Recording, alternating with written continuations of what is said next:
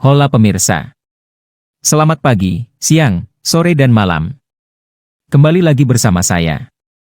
Siapa? Kurang keras. Sekali lagi. Ya. Ahnufa Cucurucut Ahnufa. Rentetan masalah yang jadi sorotan selama ibadah haji tahun 2023.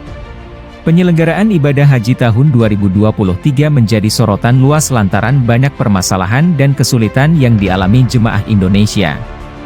Sorotan tajam mengarah pada pelayanan yang diterima jemaah selama puncak ibadah haji di Arafah, Musdalifah dan Mina. Jemaah haji Indonesia misalnya terlambat dibawa bus-bus yang disediakan oleh Masyarik dari Musdalifah menuju ke Mina. Para jemaah Indonesia harusnya sudah meninggalkan Musdalifah pada jam 8 pagi waktu Arab Saudi.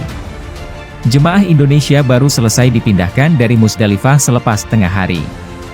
Seorang jemaah haji, Sri Mulyani. Lolololo, seperti tidak asing nama ini guys. Jadi Sri Mulyani sempat bercerita tertahan di Musdalifah selama 7 jam di bawah suhu yang sangat panas sebelum terangkut bus menuju Mina untuk melakukan lempar jumrah. Ketika tertahan di Musdalifah, Sri mengaku kesulitan mendapatkan air, untuk bersih-bersih dan juga buang air. Menurutnya, hanya satu kamar mandi yang disediakan di Musdalifah. Kebayang gak tuh bagaimana panjangnya antrian WC saat itu? Bayangkan ribuan orang ingin buang air kecil dan WC hanya ada satu. Apakah di sana ada yang sampai mengompol? Tak berhenti di situ, usai sampai di Mina para jemaah menghadapi persoalan baru. Kesaksian beberapa jemaah menunjukkan kapasitas pemondokan tak mampu menampung seluruh jemaah hingga makanan terlambat datang. Sebagian jamaah yang sudah kepayahan akibat terlalu lama menunggu angkutan menuju Mina pun harus istirahat di luar tenda di tengah udara bersuhu di atas 40 derajat Celcius. Para jemaah yang kelelahan dan kehausan usai menunggu lama bus penjemput masih menerima jatah makan pagi. Buset apa gak pada gosong tuh. Kesaksian lain yakni para jemaah di Maktab 71 dilaporkan terpaksa tidur di luar tenda akibat terlalu sesak dan tak bisa menampung seluruh jemaah. Kondisi tersebut dilaporkan turut dialami para lansia. Bahkan, ratusan jemaah haji asal kota Metro, Lampung melaporkan belum mendapatkan makanan dari pagi hingga sore hari waktu Mina. Kemudian ketersediaan toilet yang kurang mencukupi juga menjadi masalah bagi jemaah di Mina. Dengan makin banyaknya jemaah yang datang, kebutuhan toilet pun menjadi mendesak.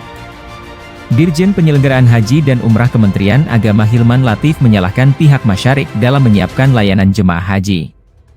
Hilman mengatakan Masyarik yang menjadi penyedia layanan selama proses ibadah haji di Arafah Musdalifah Mina. Dengan demikian sepenuhnya menjadi tanggung jawab perusahaan itu. Hilman juga menyoroti keterlambatan pemberangkatan jemaah dari Musdalifah ke Mina. Ia merinci jemaah haji terakhir bisa diberangkatkan ke Mina pada pukul 13.30 waktu Arab Saudi.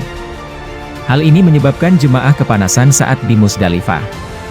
Menteri Agama Yakut Khalil Qomas mengaku sudah menyampaikan sejumlah masalah yang terjadi di Musdalifah dan Mina ketika bertemu Menteri Haji dan Umrah Arab Saudi Taufik F. Al-Rabiah. Jauh sebelum insiden di Armusna, proses pemberangkatan para jemaah haji beberapa kloter pun sempat diwarnai penundaan imbas persoalan di maskapai.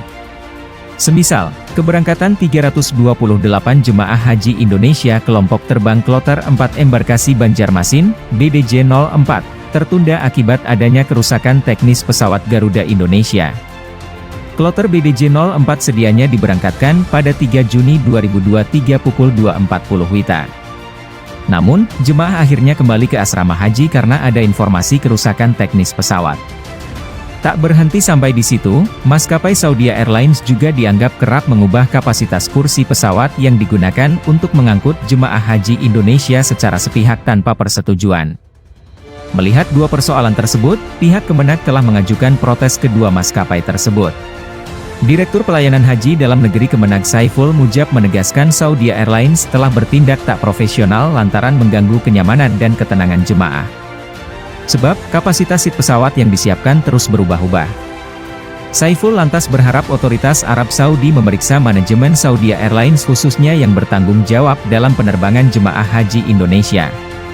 Khusus untuk maskapai Garuda, Saiful mengatakan protes keras disampaikan karena kejadian tahun ini bukan kejadian yang pertama. Kejadian yang sejenis juga pernah dialami jemaah asal Banjarmasin pada operasional haji 2022. Saat itu, kepulangan mereka tertunda karena ada persoalan teknis. Kejadian lainnya juga menimpa jemaah asal embarkasi Banjarmasin pada tahun 2019. Ketua Komisi 8 DPR Asyabul Kahfi mengkritik sejumlah masalah pelayanan terhadap jemaah haji Indonesia tahun ini. Menurutnya, salah satu penyebab ialah membludaknya jumlah jemaah buntut kuota tambahan dari Saudi. Asyabul mengkritik pemerintah Arab Saudi yang tak mengantisipasi penambahan jumlah jemaah. Tambahan kuota, tetapi, tidak dibarengi dengan kesiapan penyelenggaraan haji.